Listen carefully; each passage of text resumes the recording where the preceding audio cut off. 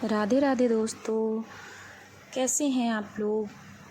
तो आज हम बात करेंगे कि हमारे लड्डू गोपाल की छाती में जो पैर के चिन्ह हैं ना, वो कैसे पड़े और किसके कारण पड़े। ये सारी चीज़ें आज हम आपको एक कहानी सुनाएंगे। उसमें लड्डू गोपाल के सीने पे जो चरण का चिन्ह है वो कैसे आया, ये सारी चीज़ें आज हम आपको बताएंगे। तो प्लीज़ वीडियो पर लास्ट तक बने रहिएगा। तो सुनिए, एक समय की बात है, सरस्वती नदी के तट पर सभी ऋषि मुनियों में विवाद छिड़ गया और विवाद का कारण था त्रिदेवों में सर्वश्रेष्ठ कौन है। ऋषियों को जब समाधान नहीं मिला तो ऋषियों में सर्वश्रेष्ठ ऋषि थे भृगु ऋषि। तो उनको यह दायित्व सौंपा गया कि वह पता लगाएं कि त्रिदेवों में सर्वश्रेष्ठ कौन है। त्रिदेवों की परीक्षा लेने के क्रम में भृगु ऋषि सबसे पहले कहाँ पहुँचे? ब्रह्मलोक। ब्रह्मलोक में देखा और ब्रह्मा जी पर अचानक क्रोधित हो गए और वे बोले कि आपने मेरा अनादर किया है। ऐसा सुनकर ब्रह्मा जी को क्रोध आ गया और ब्रह्मा जी बोले, तुम अपने पिता से आदर करवाना चाहते हो?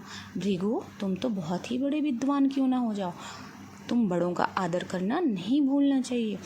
इस पर भृगु ऋषि बोले, क्षमा कीजिए भगवान, लेकिन आप क्रोधित हो गए तो मैं बस यही देख रहा था कि आपको क्रोध आता है या नहीं।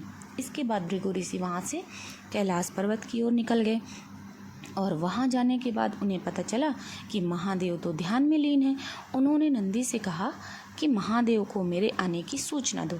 इस पर नंदी बोले कि मैं ऐसा नहीं कर सकता क्योंकि वो क्रोधित हो जाएंगे और वो ध्यान में लीन है। इसके बाद भृगु ऋषि स्वयं वहाँ पहुँचे और महादेव का आवाहन करके बोले कि ऋषि मुनियों के लिए तो आपका द्वार सदैव ही खुला रहता है भगवान।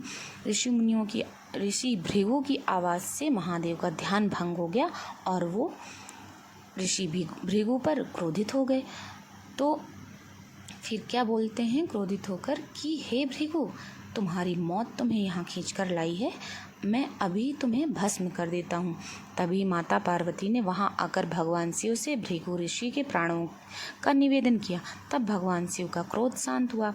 इसके बाद श्री हरि भगवान विष्णु के धाम वैकुंठ लोक पहुँचे भृगु ऋषि। वहाँ पहुँचकर उन्होंने देखा भगवान विष्णु तो निद्रा की अवस्था में थे। तो ऋषि भृगु को लगा कि भगवान जानबूझकर उनको देखकर सोने का नाटक कर रहे हैं और उन्होंने अपने पैर से भगवान विष्णु की छाती पर वार कर दिया। इससे भगवान विष्णु की निद्रा भंग हो गई और उन्होंने उठते ही उन्होंने भृगु ऋषि के पैर पकड़ लिए। इस पर भृगु ऋषि बहुत ही लज्जित हुए और प्रसन्न भी हुए। इसके बाद उन्होंने श्री हरि भगवान विष्णु को त्रिदेवों में सर्वश्रेष्ठ शतोगुणी घोषित कर दिया। भृगु ऋषि के द्वारा मारी गई लात से उनके चरण चिन्ह भगवान विष्णु के स्वरूप उनके विग्रहों पर छाती पर मौजूद होते हैं।